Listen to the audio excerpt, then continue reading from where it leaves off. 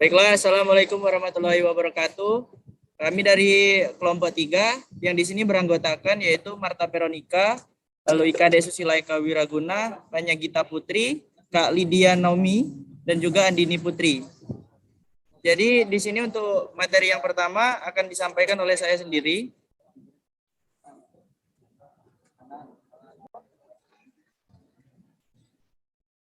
Baiklah, untuk materi yang pertama yaitu materi tentang ekstraksi. Next. Materi yang pertama yaitu tentang ekstraksi akan dijelaskan oleh saya sendiri. Ekstraksi itu sendiri secara umum dapat kita artikan sebagai suatu proses pemisahan dari suatu zat berdasarkan perbedaan kelarutannya. Jadi terhadap dua cairan yang tidak saling larut, yang berbeda. Biasanya ini yaitu air dan juga pelarut organik. Dan juga berdasarkan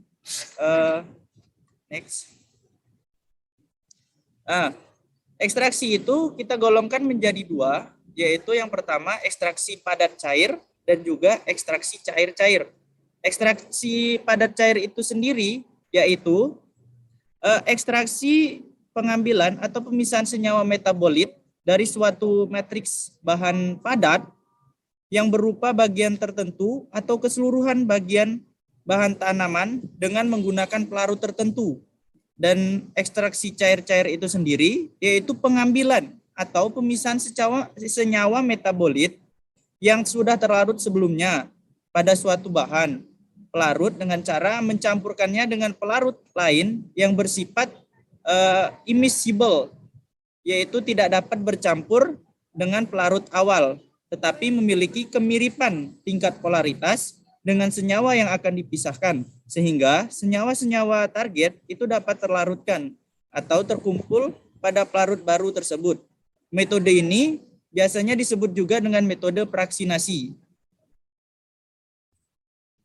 Lalu kita langsung ke metode ekstraksi. Di sini metode ekstraksi yang pertama yaitu ada metode destilasi uap. Metode destilasi uap ini sendiri yaitu merupakan metode ekstraksi senyawa organik yang memiliki daya tahan pada suhu yang lebih tinggi. Dan biasanya metode destilasi uap ini digunakan untuk mengetahui dari kandungan minyak atsiri dalam suatu bahan. Lalu yang kedua ada metode infundasi. Metode infundasi ini sendiri merupakan salah satu jenis metode ekstraksi yang dimana dengan mencari simplicia yang terdapat di dalam air dengan suhu yaitu sekitar 90 derajat Celcius. Dengan ukuran waktu itu sekitar selama 15 menit. Infundasi ini biasanya dilakukan untuk memperoleh suatu zat kandungan yang aktif yang telah larut di dalam air yang berasal dari bahan-bahan nabati. Lalu yang ketiga di sini ada metode maserasi. Metode maserasi itu sendiri merupakan metode ekstraksi dengan merendam sampel menggunakan pelarut organik pada suhu ruangan.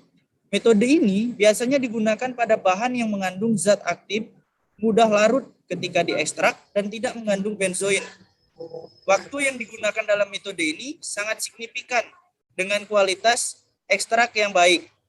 Lalu yang keempat itu sendiri adalah metode perkolasi. Metode perkolasi ini sendiri merupakan metode ekstraksi dengan melewatkan pelarut organik pada sampel sehingga senyawa organik itu terbawa oleh pelarut. Umumnya, sampel yang digunakan dalam metode perkolasi ini sendiri itu biasanya dibasahi dalam sebuah wadah silinder. Pelarutnya diletakkan di atas sampel sehingga dapat bercucuran secara perlahan. Lalu yang kelima itu metode pelarut panas bertekanan atau pressurized hot solvent. Metode pelarut panas bertekanan ini merupakan metode ekstraksi yang dimana menggunakan pelarut tunggal maupun campuran. Pelarut yang memiliki perbedaan polaritas yang tinggi untuk menjaga pelarut tetap cair dengan suhu yang digunakan itu maksimum dari suhunya yaitu 200 derajat Celcius dan minimumnya itu setara dengan suhu kamar. Kelebihan dari metode ini sendiri yaitu pelarut yang digunakan lebih hemat dan waktu itu lebih cepat daripada metode maserasi yang tadi. Lalu ada metode pengendapan oleh pelarut. Metode pengendapan oleh pelarut ini itu merupakan metode ekstraksi dengan memanfaatkan heksan. Ekstrak yang dihasilkan dari metode ini dipanaskan dalam oven dalam suhu 50 derajat Celcius dengan waktu sekitar 30 menit. Kelemahan dari metode ini sendiri adalah seluruh senyawa itu tidak dapat terpisahkan. Jadi ada senyawa yang tidak dapat terpisahkan saat menggunakan metode ini sendiri. Lalu ada metode pengepresan mekanis. Metode pengepresan mekanis ini merupakan metode ekstraksi minyak atau lemak yang berbahan dasar biji tumbuhan. Pengepresan dilakukan dengan dua cara, yakni pengepresan dengan hidrolik dan juga pengepresan dengan menggunakan ulir. Lalu yang selanjutnya itu sendiri adalah metode rendering. Metode rendering itu adalah metode ekstraksi dengan memanfaatkan panas untuk mengumpulkan protein dari dinding sel, sampel, serta memecahkan dinding sel. Sehingga minyak atau yang terkandung di dalam sampel itu dapat mudah dengan keluar sendiri. Lalu metode reflux. Metode reflux itu merupakan metode ekstraksi dengan menggunakan pelarut dan juga sampel yang telah mendidih dengan jumlah pelarut yang relatif konstan. Ekstrak cair yang diperoleh dari metode reflux ini sendiri selanjutnya akan kita uapkan sehingga menghasilkan ekstrak yang kental. Lalu ada metode sokletasi. Metode sokletasi ini sendiri adalah metode ekstraksi dengan memanfaatkan alat soklet. Jadi metode ini menggunakan alat soklet, yaitu supaya pelarut ekstraksi yang digunakan itu selalu baru dan juga berkelanjutan dengan angka relatif pelarut konstan. Lalu selanjutnya yaitu metode tekanan dingin. Metode tekanan dingin ini merupakan metode ekstraksi dengan memanfaatkan pelarut tanpa adanya degradasi suhu pada senyawa yang dijadikan sampel. Kelebihan dari metode tekanan dingin ini, metode ini senyawanya mudah larut dan juga mudah terekstraksi. Jadi keuntungan dari metode tekanan dingin ini senyawanya itu mudah larut dan juga mudah terekstraksi. Lalu yang selanjutnya metode ultrasonik atau ultrasound. Metode ultrasonik itu merupakan metode ekstraksi dengan memanfaatkan sinyal yang memiliki frekuensi tinggi atau ultrasound. Pemberian tekanan pada sampel dilakukan dengan memasukkan sampel ke dalam ultrasonik, sehingga sel sampel yang mengalami tekanan itu menghasilkan rongga. Metode ini dapat meningkatkan kelarutan senyawa dalam pelarut yang mengakibatkan rusaknya sel. Lalu dari semua metode ekstraksi, tentunya baiklah, dari metode tadi, tentu kita harus tahu bagaimana cara memilih metode ekstraksi yang tepat. Untuk memilih metode ekstraksi yang tepat, itu kita bisa melalui dua aspek atau dua cara, yaitu aspek pertama, kita harus melihat dari tekstur sampel yang akan kita sari. Dan aspek yang kedua, yaitu kita dapat menentukan melalui dari polaritas senyawa yang akan kita sari. Jadi berdasarkan dua aspek tersebut, kita akan tahu nanti metode mana yang akan kita gunakan yang lebih baik kepada sampel yang akan kita gunakan. Baiklah, untuk materi selanjutnya akan dibacakan oleh Panya. Pada Panya, saya persilakan. Perkenalkan, nama saya Fanya. Di sini saya akan menjelaskan tentang pemekatan ekstrak. Jadi apa sih pemekatan itu? Pemekatan itu merupakan suatu proses peningkatan konsentrasi atau membuang sebanyak mungkin pelarut dengan cara proses vakum atau penguapan biasa, di mana akan dihasilkan ekstrak pekat yang bisa berupa bentuk ekstrak kental ataupun ekstrak kering. Nah, tujuan dari adanya pemekatan itu sendiri yaitu meningkatkan kadar zat aktif dalam volume yang kecil, mempermudah proses pembuatan, dan juga menghilangkan adanya pelarut. Lalu selanjutnya terdapat beberapa teknik pemekatan yang biasa digunakan, yaitu ada ekstrak disentrifuse, lalu pemekatan panas yang biasa menggunakan evaporator dan juga vakum evaporator, lalu ada juga pemekatan beku. Lalu ada memilih kondisi yang dapat meningkatkan konsentrasi seperti transesterifikasi dan saponifikasi. Lalu ada juga filtrat membran, yaitu ultrafiltrasi dan mikrofiltrasi. Dan terakhir ada reverse osmosis. Di sini panas yang terdapat pada salah satu jurnal yang berjudul Pengaruh Metode Pengeringan Terhadap Mustu Ekstrak Biji Kara Benguk atau Mucuna pruriens yang dihasilkan. Di sini berasal dari jurnal Proceeding Farmasi. Di sini ia menggunakan pemekatan panas, dapat terlihat pada bagian bawah, yaitu di situ tertulis bahwa alat yang digunakan ialah rotary vacuum evaporator. Jadi pemekatan panas ini merupakan metode evaporasi, yaitu proses pengentalan dengan cara mendidihkan atau menguapkan pelarut. Di sini dapat kita lihat metodenya, yaitu ekstrak cair yang didapatkan kemudian dipekatkan. Dan ekstrak dilakukan dengan menggunakan rotary vacuum evaporator pada suhu 40 derajat Celcius. Alat rotary vacuum evaporator ini menguapkan pelarut yang suhunya rendah, yaitu di bawah titik didih pelarut karena adanya bantuan vakum. Untuk memaksimalkan pemekatan ekstrak dilakukan dengan menggunakan water bath pada suhu 60 derajat Celcius. Hasil pemekatan diperoleh sebanyak 77,7223 gram ekstrak kental, sehingga dari hasil pemekatan tersebut dapat diperoleh rendemen ekstrak sebesar 6,4768%. Lalu selanjutnya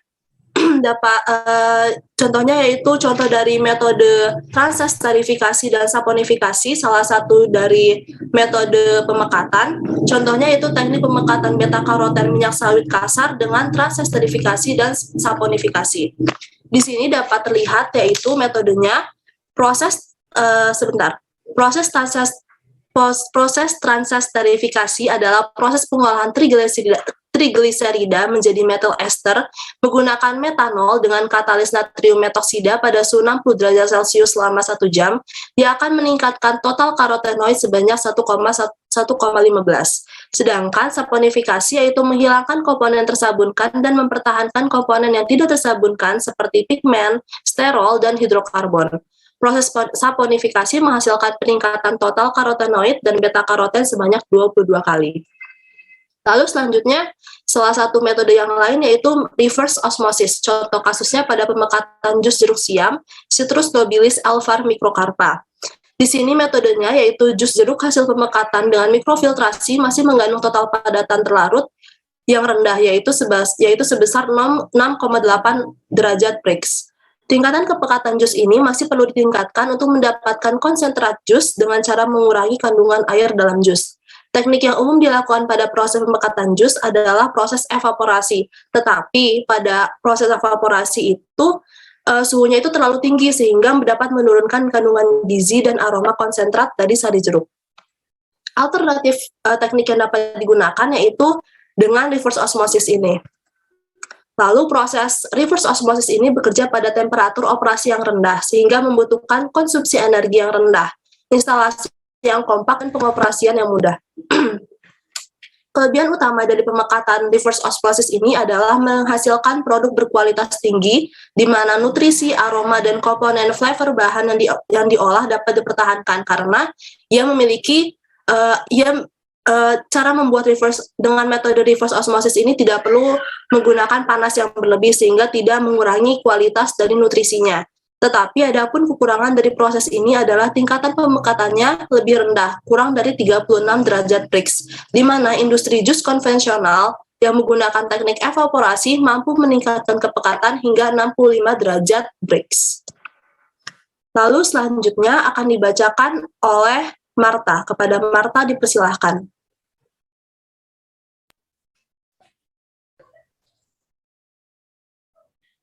Baiklah, selanjutnya adalah pengeringan ekstrak. Next. Pengeringan ekstrak adalah suatu metode yang digunakan untuk menghilangkan pelarut dari ekstrak, sehingga menghasilkan massa yang dapat berupa serbuk atau massa kering, yang tergantung pada proses dan peralatan yang digunakan. Susut pengeringan ekstrak kering tidak lebih besar dari 5% bobot per bobot, dan metode pengeringan ekstrak terdiri dari 3, yaitu oven vacuum drying, freeze drying, dan spray drying. Next. Dek, pause, Dek. Metode yang pertama yaitu oven vacuum drying. Metode ini dilakukan pada lingkungan yang bertekanan rendah. Metode ini cocok untuk bahan yang termolabil, dan metode ini dapat diaplikasikan seperti pada contoh suatu jurnal, yaitu pengeringan ekstrak Centella asiatica, yaitu pada pengeringan ekstrak Centella asiatica dengan menggunakan suhu 45 derajat di oven vakum selama 5 jam dengan keadaan vakum, yaitu tekanan 15 PSI. Next.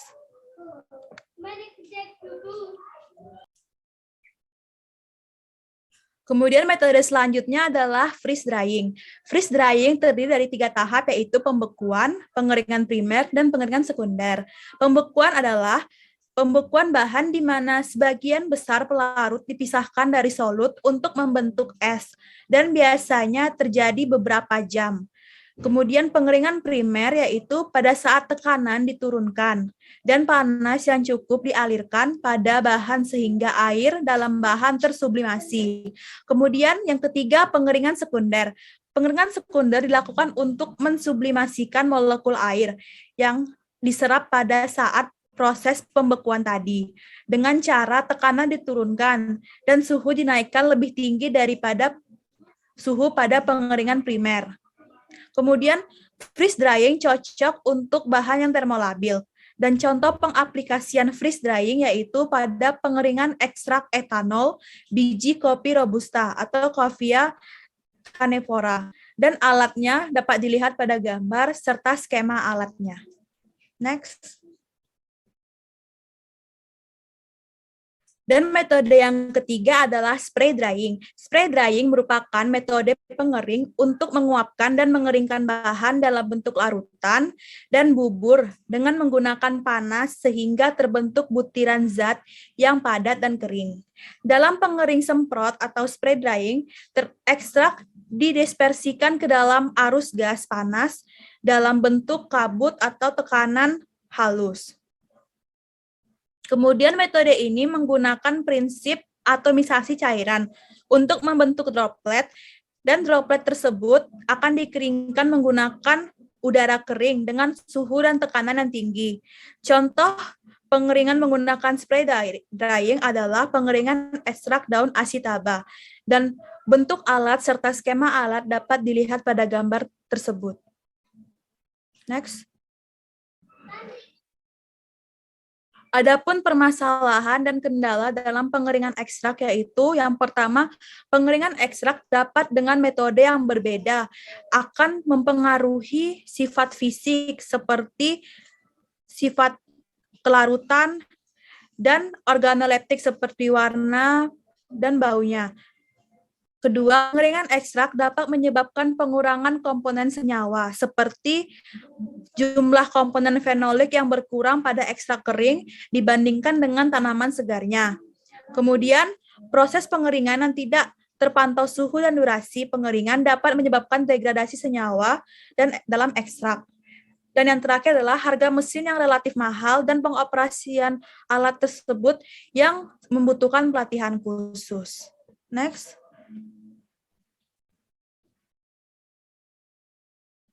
Dan parameter pengendalian mutu ekstrak akan dijelaskan oleh Andini Putri. Kepada Andini dipersilakan. Selanjutnya adalah parameter pengendalian mutu ekstrak.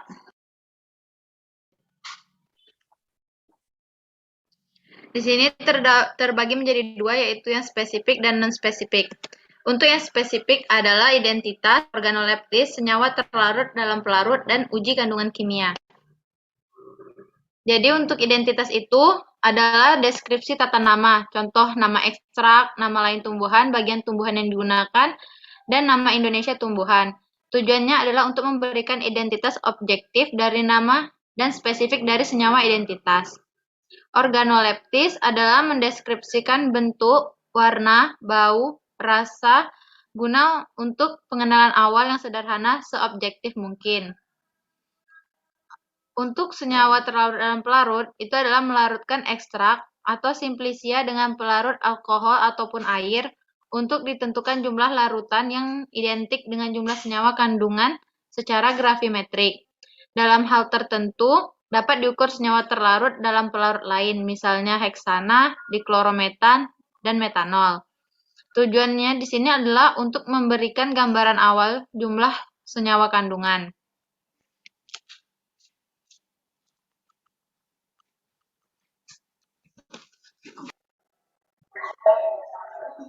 Di sini terdapat contoh dari jurnal yang saya dapatkan, yaitu contoh dari identitas tadi itu adalah teh hijau Camellia sinensis. dari famili Theaceae dan daun jati Belanda dari Guazuma ulmifolia dari famili Streculiaceae. Pada penelitian ini, bagian tanaman yang digunakan adalah bagian daun atau folium. Untuk uji organoleptik pada daun jati Belanda dan daun teh hijau merupakan ekstrak kering yang berwarna hijau kekuningan serta rasa yang sepat karena kedua tanaman ini kaya dengan senyawa tanin dan memberikan rasa sepat pada indera pengecapan.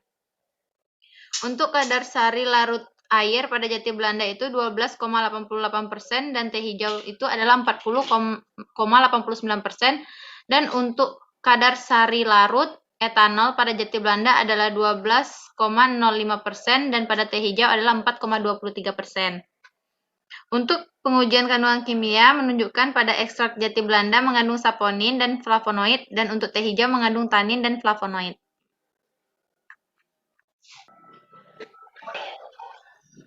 Untuk non-spesifik, yaitu ada susut pengeringan, bobot jenis, kadar air, kadar abu, sisa pelarut, residu pestisida, cemaran logam berat, cemaran mikroba, dan cemaran kapang, khamir, dan aflaroksin.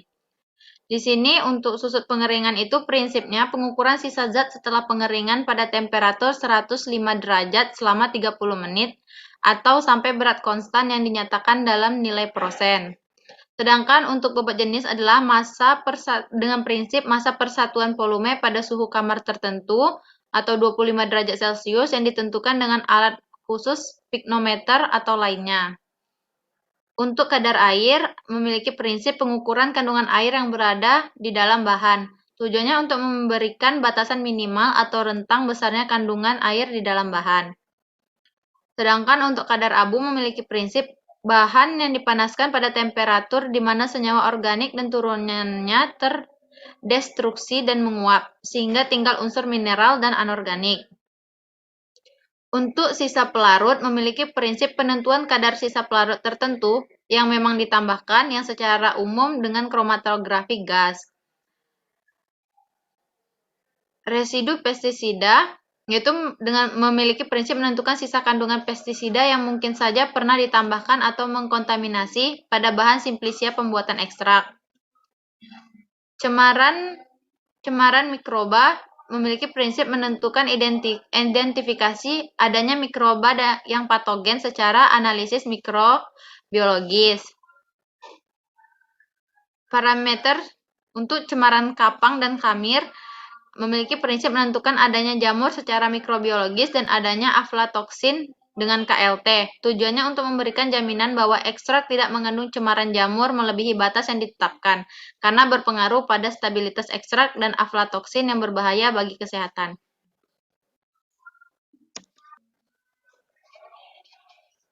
Di sini saya memiliki contoh dari jurnal yang saya dapatkan, yaitu kadar air yang dipersyaratkan adalah kurang dari 10%, sehingga dapat disimpulkan bahwa kadar air ekstrak daun jati Belanda adalah 0,96% dan teh hijau 2,80% memenuhi standar mutu. Untuk kadar abu total jati Belanda adalah 37,62% dan teh hijau adalah 36,84%. Kadar abu yang tidak larut asam pada jati Belanda sebesar 2,55% dan teh hijau 3,54%. Dan untuk susut pengeringan pada ekstrak jati Belanda yaitu 4,04% dan teh hijau adalah 0,47%. Selanjutnya adalah metodologi penentuan mutu. Di sini terbagi menjadi 3, ada titrasi, destilasi, dan gravimetri.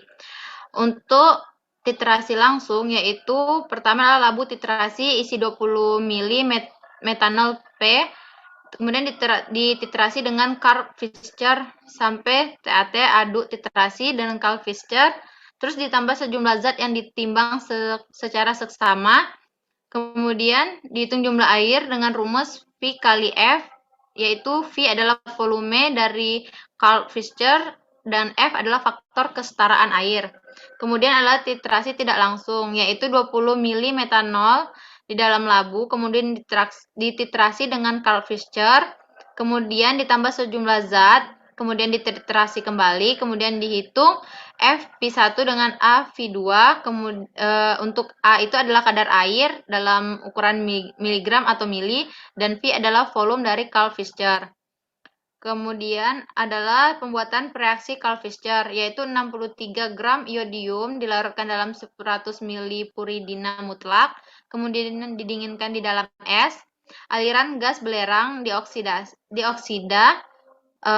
ditambahkan dengan bobot bertambah 32,3 gram.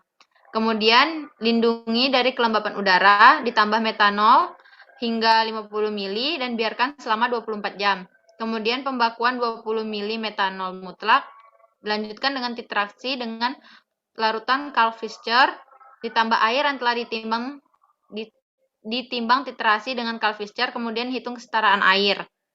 Kemudian untuk cara destilasi adalah toluen P ditambah air, kemudian dikocok biar memisah, kemudian dibuang airnya. Lanjutkan dengan labu kering ditambah ekstrak, hubungkan alat, panaskan hingga 15 derajat, kemudian disuling dengan kecepatan 2 detik, cuci bagian pendingin dengan toluen, sambung kawat tembaga, kemudian dibasahkan dengan toluen. Lanjutkan penyulingan. Setelah air dan toluen berpisah sempurna, baca volume air, hitung air dalam persen. Untuk gravimetri adalah 10 gram ekstrak dalam wadah telah ditara, dikeringkan pada 105 derajat Celcius selama 5 jam. Ditimbang, setelah 1 jam ditimbang lagi. Ada selisih berat 0,25%. Kemudian cara ini adalah cocok untuk ekstrak dengan MA yang tinggi.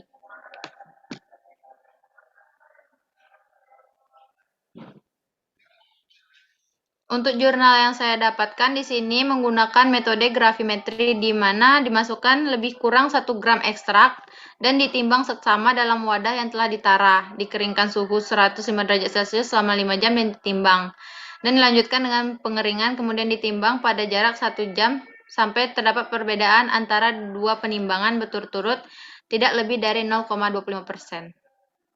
Sekian.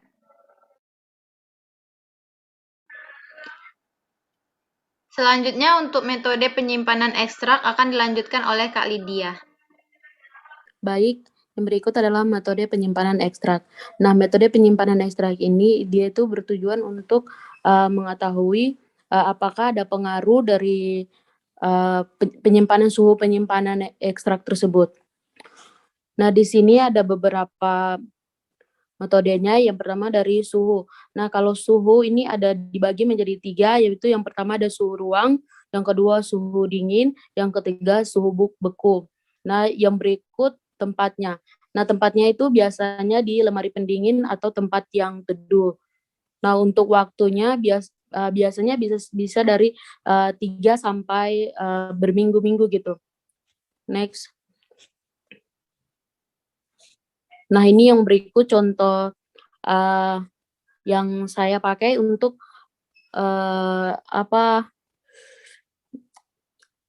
contoh yang saya pakai untuk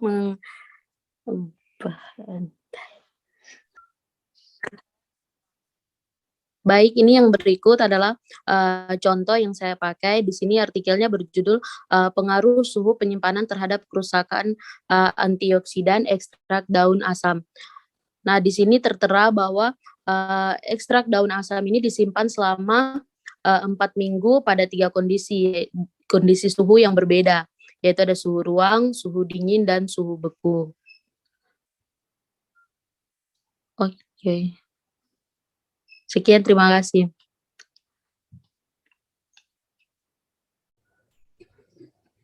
Baiklah, sekian presentasi dari kelompok kami. Kami ucapkan terima kasih. Apabila ada kesalahan kata, kami mohon maaf. Wassalamualaikum warahmatullahi wabarakatuh.